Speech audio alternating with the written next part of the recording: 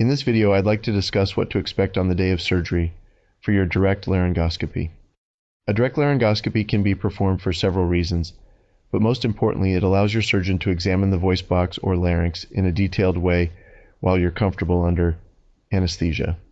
During the procedure, your surgeon may perform biopsies, injections, or other treatments that you discussed ahead of time.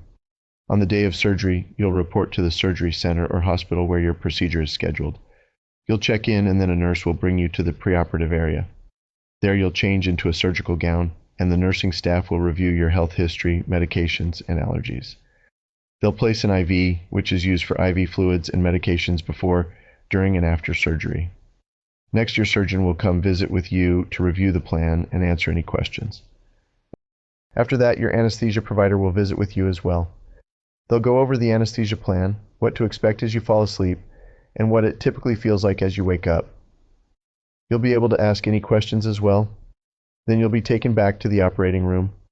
You'll transfer from your bed to the operating table, get positioned comfortably, rest your head on a pillow, and breathe oxygen through a mask.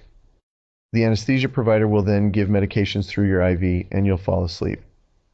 A direct laryngoscopy is performed by looking directly at the airway using a laryngoscope and, in some cases, other small endoscopes.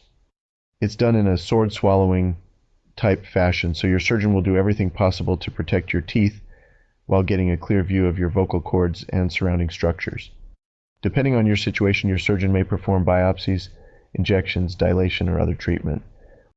Once the procedure is complete, the anesthesia medications are turned off and you'll gradually wake up. If a breathing tube has been used, this is removed.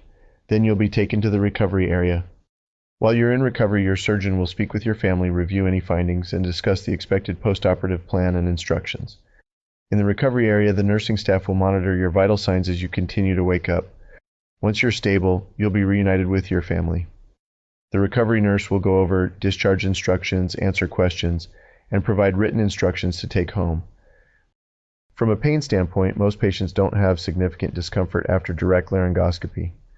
If you do have soreness, your surgeon may recommend over-the-counter medications like Tylenol or ibuprofen, and occasionally a stronger medication if needed. And that's what to expect on the day of your direct laryngoscopy. So now you know. Thanks for watching.